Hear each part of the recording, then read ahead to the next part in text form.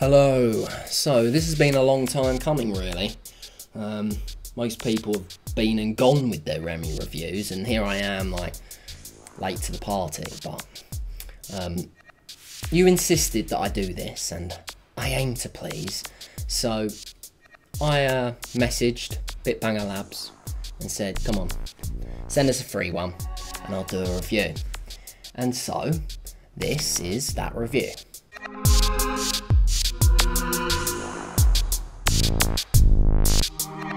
Alright, so let's not just make another video that's already been made 100 times by other people. Let's just cut straight to my own actual personal subjective experiences and thoughts. I'm not going to show the mask, I'm not going to break it down technically, that's already been done, so let's move forward. And one last thing before I start, because I know some people are wondering why I am so late to the party.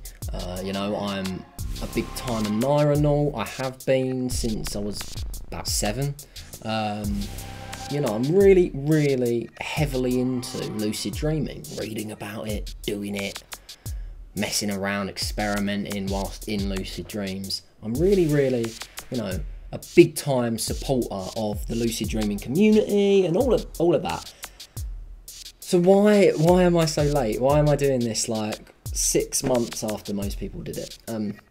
Simple reason is that I just don't really like lucid dreaming masks. Never have. Always been sort of vaguely interested and watched from the sidelines, but never engaged directly, never bought one, never really wanted to. Just lucid dreaming aids in general, I feel as if they're a bit of a crutch, so I've never used them, apart from choline bitartrate. That is one supplement that I did use at one point for a few months, don't anymore, but yeah, I did mess around with that, but and it's not that I wouldn't recommend it, I still do, if you're really struggling with kickstarting your recall or something, it's great to use, but on the whole, I think it's a bit dodgy, you know. You can start really relying on Remee or choline or whatever. But regardless of my feelings coming into this, I tried my best to stay neutral, unbiased. I really wanted to like this thing, okay, genuinely. I was actually quite excited in the end. Even though I've never really been into it, like I said. When, you know, Bitbanger said they were going to send it to me, I thought, well, you know, this could be quite fun. You know, I'm up for it. So I did go in open-minded. So what happened? I received it, I put it on the first night, I laid down, and I couldn't fall asleep. Oh dear. This was what I suspected would happen. I'm a really fussy sleeper, okay? Very much so, you know. If I sleep with a hairband in, like that, you know, if I sleep with one of these things in, I will wake up with an achy neck. That's a little example of how fussy my body is. You know, before I go to sleep, I'm always like trying to get comfortable and tossing and turning. I'm a real fussy sleeper. Now, I'm not a light sleeper. Once I'm in and I'm deep. But getting off can be a challenge for me if I don't have the right pillow or if I'm not sufficiently comfortable. Now, of course, I would be a fool to take that one time and say, right, that's it, doesn't work for me. So I tried again, and again, and again. Next night, didn't work again, couldn't fall asleep. Then I tried drifting off without it on and doing the wee back to bed technique.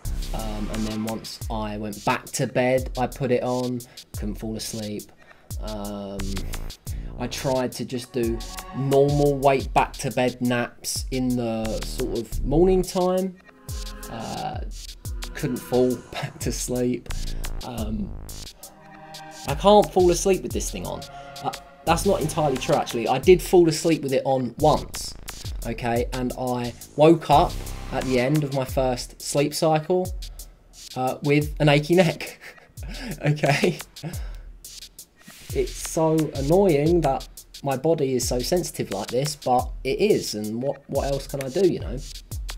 The other thing I noticed is when I woke up, I had very poor recall.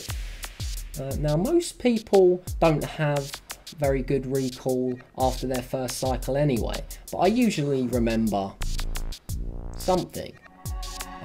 And I think if I remember rightly, I did still remember something, but it was vague. It was a lot more nebulous than it usually would be. And I guess that's because I just wasn't comfortable and I wasn't as deep into the sort of relaxed state that I usually would be. Talking to others online, you know, I'm not alone. This is a problem with others as well. And a lot of people also experience taking the mask off without conscious intent, just waking up in the morning and the mask is on the side cabinet, you know. So even subconsciously, your body's saying, oh God, sod this, get this thing off me, you know. Because people are just in a drowsy state, taking it off, putting it to one side. So going on all of this, I really have to question Bitbanger Labs' claim that this is a comfortable mask. You know, it is more comfortable than dream masks that have come before. I mean, have you seen the Nova Dreamer? It's a lot bigger, it's a lot more clunky and cumbersome. So yeah, relatively, Remee is comfortable, but objectively, can we really say that it's comfortable enough for everyone to fall asleep with it on? No, is the simple answer. From what I gather, a large chunk of people can't. Or at least a large chunk of people struggle slipping off with it on. We need to refine this process, guys. You know, if we're gonna keep on pursuing lucid dreaming masks and all of this, we need to make it so you don't feel it, okay? Because for me, the Velcro strap is uncomfortable. When I lay on my side, it presses up against my nostrils and my face. Uncomfortable. It's just bloody uncomfortable. It's so, you just feel it on you, you know. It's not just like this, oh, it's padded, it's soft, you know, you can't really feel all the sort of mechanical stuff inside, but you still are very much aware that there's this big thing on your face. And that is extremely distracting, especially if you're trying to do something as sort of tenuous as lucid dreaming. I just imagine, you know, even if I had fallen asleep with the mask on and it did trigger lucidity, I might become lucid and in the bloody lucid dream be thinking, hang on, I can feel the mask on me back in waking life, you know. I just suspect that would have happened. Anyway, I can't give them too much of a hard time about this because this is just an inherent flaw to the whole concept of dreaming masks. So I'm not really singling out Remee here. A couple of other things I will add before I move on to other points is that it is a lot less noticeable that it's on your face when you're on your back. Okay, you still feel it, it's not quite as uncomfortable. But the problem is a lot of people just can't sleep on their back, and I'm one of those people. Another thing is, I remember watching Giz Edwards' review, and I think he commented on it being a little uncomfortable. His review was actually fairly favourable, all in all, but he did also comment on, I believe, the mask induced a little bit of sweating. Where the mask was, it you know, made him sweat. So that's another thing to keep in mind. So yeah, after all these attempts, I just gave up, really. I just thought, it's not going to work. I'm just too much of a fussy sleeper. And it's as simple as that, really. at that point, I put myself in the shoes of a newbie, and I thought, wow, I would be feeling really gutted right now if not only I was a newbie, but also if I'd actually bought this thing. I'd be $100 out of pocket, and I'd be feeling extremely discouraged. Lucky for me, I can lucid dream without aids. Okay, through many years of experience, I've built up the skill, and I don't need any crutches. Some people feel as if they do need crutches, and so those people at this point, if they were in the same situation as me, not being able to fall asleep with it on, they'd be feeling so gutted right now. And so to those people, my heart goes out to you. And if you are in that boat now, all I can say is you don't need Remee. Okay, you really, really don't need Remee. You can do this on your own. And maybe with the help of some people like me and Giz, okay, and Team Lucid Dream.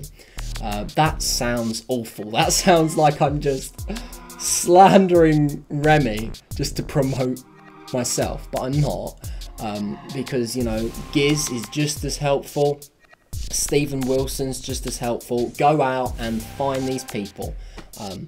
They will help you for free. But I can't help but feel a little bit annoyed with Bitbanger Labs for sort of promoting this as a almost as a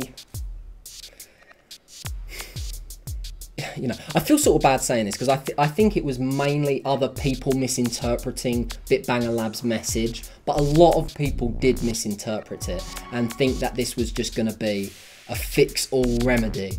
Okay, Bitbanger Labs never outright said that, but I don't think they really were against people thinking that. They let people think that.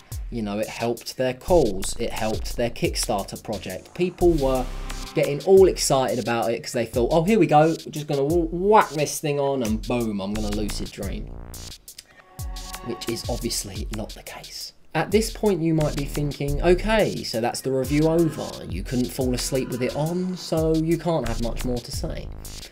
But you know what I'm like. Well, maybe you don't. This might be the first time you've ever watched me, but if you've watched my previous videos, you know that I can ramble on for a good long time. So I'm going to do exactly that. I have a lot more to say. So let's make this 2 parts. Maybe even 3.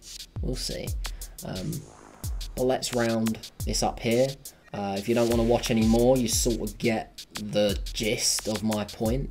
If you want to hear me refine my point even further, continue on to part 2. I love you.